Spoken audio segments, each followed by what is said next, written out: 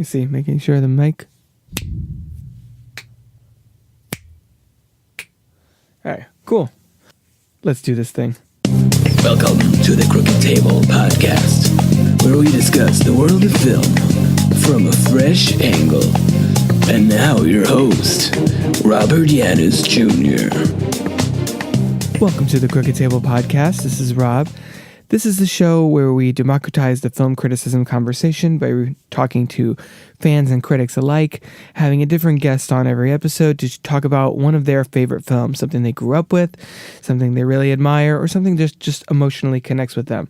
However, this week, we're going to be taking a little bit of a break. I think it's fair if I allow myself every 10 to 15 episodes, just an episode to just do a little bit of a solo show and either introduce a new side format into the rotation, or just to have a venue for me to just talk about whatever in pop culture that I want to get to or test something out. So in this episode, what we're going to be doing is we're going to be running down a little bit of a preview of the films to come in March of 2019. I used to write a weekly column, or my monthly column rather, for ScreenRant.com, talking about movies we're looking forward to. And I've really been looking for a way for this podcast to address films that are either currently in theaters or about to come out. And I don't want to just go into, normal routine of reviewing whatever the biggest release is that in any given week. Done that plenty in the past. If you listen to our archives, this is episode like 105 of the Crooked Table Podcast. So there's plenty to go back and listen to if you want more of that kind of thing. I like the idea of having a rotating slot of guests talking about films from the past, but I also want this to feel like relevant content for people now. And so I thought that having a place to talk about just some of the films that I'm most looking forward to in the month ahead, whether you hear this on Odyssey, ODYSY1.com, or you go directly to the Crooked Table podcast feed, where whether I will make this a recurring thing or not, I guess kind of just depends on the response I get to this episode. So you'll either hear it on Odyssey or see it on the podcast feed if it continues one way or another. So keep your eyes on both, I guess, tuning in here on Odyssey at Wednesdays at 7 p.m. Eastern, or just subscribe on iTunes or Spotify to the podcast, as we say at the end of every episode. So now let's just delve into some of the movies coming out in March. January and February, I honestly haven't really seen that many theatrical films.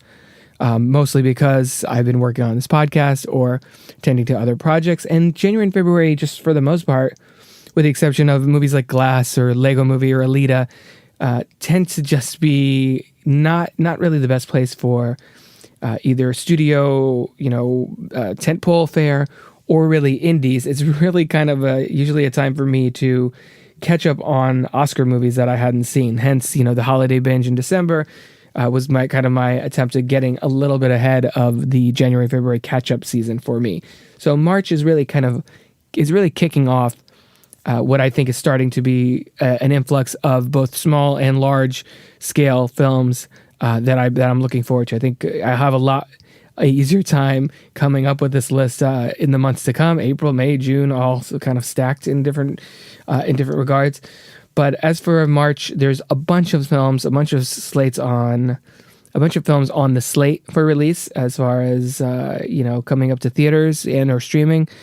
But I thought this would be the perfect opportunity to bring back a recurring segment on the Crooked Table Podcast. Of all those movies coming out in March, let's talk about 6. Let's talk about 6, baby. Let's talk about flicks and me. Let's talk about what the good films and the bad films are to me. Let's talk about 6. Let's talk about 6. All right, coming in at number 6, and I wanna stress before we really get into this that I'm not necessarily talking about what are obviously going to be the best movies of the March 2019. I haven't seen them yet. Don't let Rotten Tomatoes and its weird ranking system, which they now finally changed. I can also comment on that because, again, it's relevant to now and the current moment and news cycle today. But these are the ones that I'm most interested / intrigued by going into the weeks ahead. and whether or not they end up reflecting that anticipation, or whether or not films that I'm not really super aware of. There's a few on the schedule that I'm kind of have heard about, have heard a little murmurings about, The Wedding Guest and The Hummingbird Project and things like that, but they're smaller releases that are either in super limited release at this point, or that I don't really know enough about to really start to get excited about them. So, moving into number 6, I have 5 Feet Apart. So why is this on this list? This is from director Justin Baldoni. It's, according to IMDb, a pair of teenagers with life-threatening illnesses meet in a hospital and fall in love. That sounds to me like a Fault in Our Stars take, or a ripoff, if you want to go that way. However, what really intrigues me about this is the stars. This is headlined by Haley Lou Richardson, who I think has been really strong in a bunch of movies, including Support the Girls, Edge of 17. I really like her especially Support the Girls. I think she's a really strong up-and-coming actress, and I'd love to see her get more leading roles. So it's exciting that she's finally getting that chance in a little, I guess, a little bit more mainstream film. This one has a wide release scheduled for March 15th. So hopefully it'll lead up to that. Plus, if you're a longtime fan of the Cricket Table podcast, you know that I am a fan of Riverdale on CW, and we have Cole Sprouse in here as the other half of the romantic coupling at the center of this film. So, not super well versed in what the filmmakers are involved in. In fact, I think Justin Baldoni is relatively new to this kind of thing. But I am intrigued to see those stars in this kind of film, whether or not it just feels completely derivative, or whether Haley Lou Richardson and Cole Sprouse can actually bring something unique to it and make it interesting, remains to be seen. But it's definitely one that I'm curious in learning more about, and hopefully being at least satisfied by on some level. Number 5, we have Dumbo. Now, again, I said this is not necessarily the films that I am optimistic about. This is a more likely a rundown of the films that I am curious to see how they're going to turn out. As a longtime Tim Burton fan, or a former fan, I guess I should say, going back to Beetlejuice and obviously his 2 Batmans, Edward Scissorhands, Pee-wee's Big Adventure even, all the way kind of up to Sweeney Todd in varying degrees, which I love. I love Sweeney Todd. I think that's a tremendous movie. I've always been interested in following Tim Burton's career. Really fell off for me a bit with Alice in Wonderland, which I don't think is nearly as terrible as most people think. I do think it's a severely flawed film, and was the beginning of an increasing downswing for him. The only one I haven't seen actually is Big Eyes, which I intend on catching up with.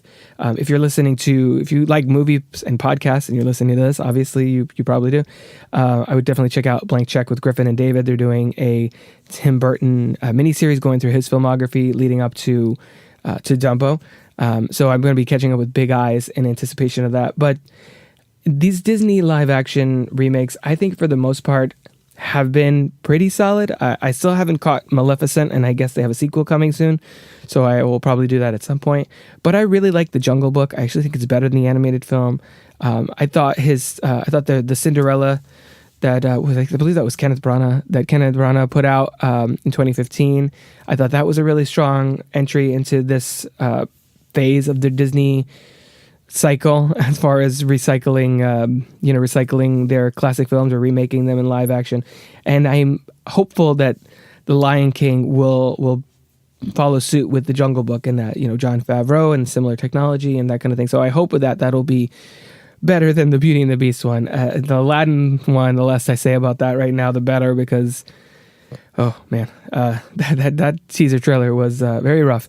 So Dumbo, I think, the animated film is very sparse as far as plot is concerned. I believe it clocks in at just over an hour. So, there's a lot of room for the screenwriters to expand on this. I don't know. It looks like the film actually has a runtime of 2 hours and 10 minutes. I don't know why they needed to make it more of an epic length almost, for this kind of story, at least, like double the runtime of the original. And I'm a little concerned that it focuses so much on the human characters. It's like the anti-Lion King, and that the original animated classic deals with animals and deals with no human characters principally. But here they're just focusing so much on the humans that I worry that the story's gonna be more about Colin Farrell's character, Eva Green's character, Michael Keaton's character, Danny DeVito's character, and less on Dumbo. But that being said, like I said, there's no story really in the original Dumbo. He gets taken away, and then he gets out and he flies because he's got giant ears, and that's kind of Dumbo. The big thing in this, I think, is Baby Mine and seeing how they're gonna work that unforgettable song that just hearing in the trailer makes me kind of well up. So I'm curious to see how it pans out. I don't necessarily think it's going to be amazing, but I'm definitely on board as a Burton, as someone well versed in the films of Tim Burton, as someone well versed in the Disney catalog, and has something at stake as far as how this film turns out. I'm definitely curious to see if which side it ends up falling on of the live action Disney this period that they're really focused on, going back to literally everything. Not sure if that's going to work with films like Hunchback and things like that, but one thing at a time. This month we're working on Dumbo. Coming in at number 4, I have the film Greta by director Neil Jordan. This one actually comes out March 1st. So if you're listening to this on the Crooked Table podcast feed, it's might be already out in your area. It's in limited release right now, or entering it, depending, again, when you're listening to this. So this is from Neil Jordan. He's the director behind films like The Crying Game, Interview with a Vampire. Those are, I guess, probably his biggest ones. It's been a while since last one I saw of his was probably The Brave one, the 2007 thriller with Jodie Foster. And what really gets me interested in this film, is, aside from the fact that Neil Jordan has made some really solid films, although they were, a couple decades ago, is the cast: Isabelle Huppert and Chloe Grace Moretz, Micah Monroe. So I particularly want to see the chemistry on screen between Isabelle Huppert and Chloe Grace Moretz. According to IMDb, this film is about a young woman befriends a lonely widow who's harboring a dark and deadly agenda towards her. So I've seen very mixed things on film Twitter. I've seen some people that really love this one, and others that really disappointed by Jordan's continuing cultural relevance, I guess. And it's described as sort of a horror thriller type of film. Definitely interested to see what that all is about. And whenever I hear my other critics talking about something, I'm always wanting to put my 2 cents in. So it's could be interesting to see whether Jordan can do something here that's really takes advantage of these two actresses and their talent. It supposedly has very positive reviews generally, although it hasn't quite been what I've seen. And it did premiere at Toronto International Film Festival last fall. So, a lot of promise here. Whether or not it pans out, we'll find out soon enough. Coming in at number 3, I have Triple Frontier. This is actually hitting limited release on March 6th, and then we'll be going to Netflix on March 13th. And this is in an action film directed by J.C. Chandor. And it stars Ben Affleck, Charlie Hunnam, Pedro Pascal, Oscar Isaac, Garrett Hedlund. It's a really very manly cast, and this follows 5 former Special Forces operatives reuniting to plan a heist in a sparsely populated multi-border zone of South America. So I'm not super optimistic about whether this film will be good. I did quite like A Most Violent Year, which is the last J.C. Chandor film. His name does not work with my braces for some reason. And yes, I have braces. If you haven't listened to the Crooked Table podcast episode about the Oscars, I think that was the first one that I did with them on. So that's that cast definitely gets your attention, and especially Oscar Isaac. I think he has pretty impeccable taste with a lot of roles that he picks. Whether the films work or not is not entirely up to him, but I think he does. He always brings something interesting to whatever films he's in. Also, I think this will be Affleck's first post Batman retirement role. So I want to see where it goes there. So the fact that it's going to be on Netflix and easily accessible, I mean, I'm probably going to check it out simply based on that. It also looks like Mark Bowl, who has a story and a screenplay credit here. He's the writer that worked on. Oh, he's either writer or director or both. I think both. Yeah, he's the writer and not director. Sorry, he's the writer and producer of Catherine Bigelow films, The Hurt Locker, Zero Dark 30, and Detroit. So I think he brings a certain weight to the material as well, since it's dealing with the military, sort of on a mission and that kind of thing. So definitely curious to see whether Triple Frontier ends up being one of those Netflix films that everyone is talking about justifiably, or it's kind of a flash in the pan. It's hard to tell these days with streaming content. It seems like every week you're hearing about a Bird Box or something like that. So or a Bandersnatch, which was an interesting experience, but I digress. On to number 2, because this was a tough one, because both of these films I'm really excited to see, but ultimately I had to go the way I ended up going here. So at number 2, I have Captain Marvel. This is, of course, the latest installment of the Marvel Cinematic Universe. This one's directed by Anna Boden and Ryan Fleck. Of course, stars Brie Larson as Carol Danvers, who becomes one of the universe's most powerful heroes when Earth is caught in the middle of a galactic war between two alien races. So we're finally going to see the Kree and Skrull conflict brought to life on the big screen. Of course, this is a period piece set in the 90s that ties into the post-credit scene of Avengers Infinity War, keying up Captain Marvel's appearance in Avengers Endgame, and likely that will be a game-changing addition to the roster that will essentially undo the snap, I guess, or somehow bring everybody back to life. And I'm definitely, as a longtime Marvel movie fan, going back to Blade and X-Men when they're not even in the MCU back then.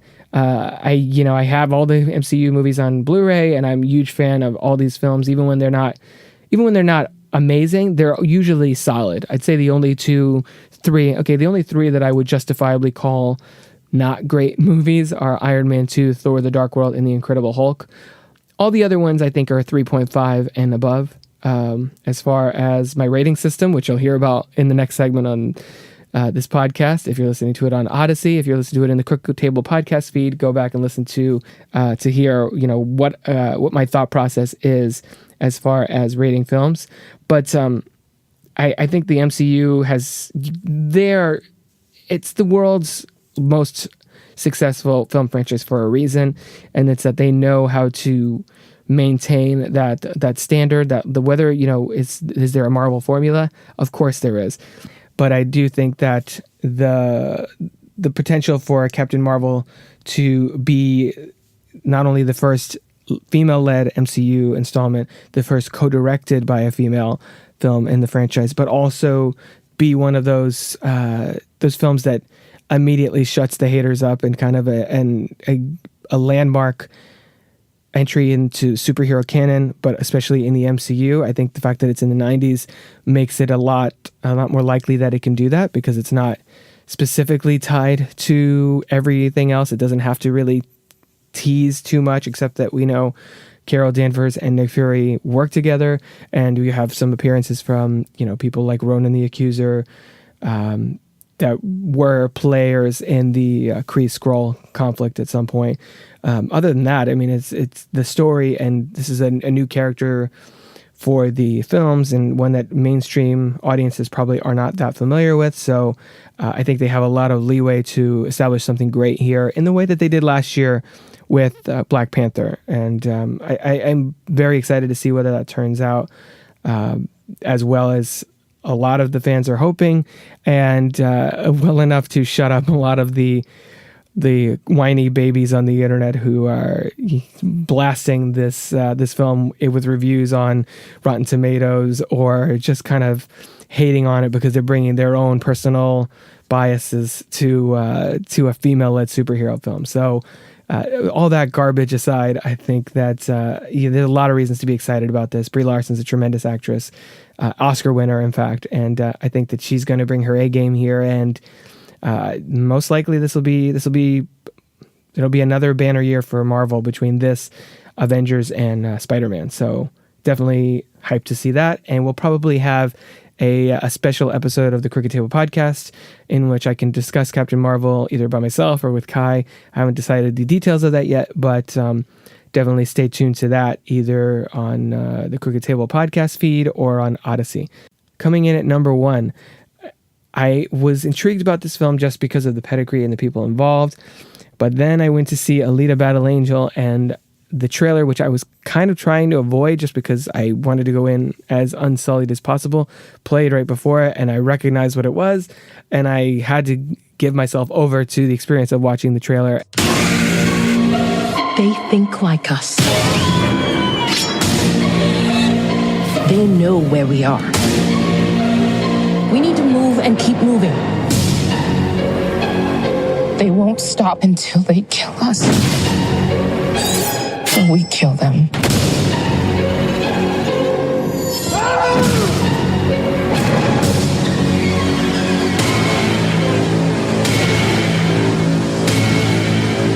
Be careful. Man, now I'm super hyped. So I'm talking about Us, the new film from writer-director Jordan Peele, of course, of Get Out fame. And this one, according to IMDb, is about a family's serenity turns to chaos when a group of doppelgangers begin to terrorize them. If you don't want to know anything else or don't want to have any of the twists spoiled, I would just move on from here. Needless to say, this is definitely, I think, going to be the horror trailer of the year. Last year, I'd say it was probably Hereditary, and then the year before that was Get Out. So I was 100% invested in this. This looks really freaky and filled with terrifying images, and has a cast that includes Winston Duke and Lupita Nyong'o and as Elizabeth Moss. I think that the trailer's use of I got 5 on it is amazing, and maybe you want to listen to that song immediately after I watch it. It just has such a tension, and really giving these actors who worked together previously in Black Panther a wholly different material to work from. It looks very original in a lot of ways, just because it has the possibility of bringing an interesting subtext to the kind of home invasion subgenre that it looks like this is, at least at the outset, emulating. So I 100% am confident in Jordan Peele's ability to execute his vision here. I think he proved in Get Out, which one of the best first features that I've ever seen, without a doubt. I think he proved that he's easily one of the most exciting filmmakers working today. And I would be super shocked if Us is not an incredible horror experience, and I can't wait to see it in theater with a packed crowd. And hopefully it'll have that special something that made films like Get Out so memorable and so resonant. And who knows, if things go right, we might even see Jordan Peele gracing the Academy Award stage once again in the next year. So there you go. Those are the 6 films for March 2019 that I'm most excited personally or curious about checking out. Let me know on Twitter at Crooked Table what you're most excited to see, and I'll try and make this a recurring thing going forward, doing April and then onwards. If you're interested in joining me on the show to chat about one of your favorite films, head on over to crookedtable.com/guest. Or you can consider supporting the show at patreon.com/crookedtable. Of course, you can always find more podcasts, reviews, videos, and other movie-related goodies over at crookedtable.com. Until next time, this has been the Crooked Table Podcast, and I've been Rob. This has been a production of crookedtable.com. All rights reserved. CROOKED.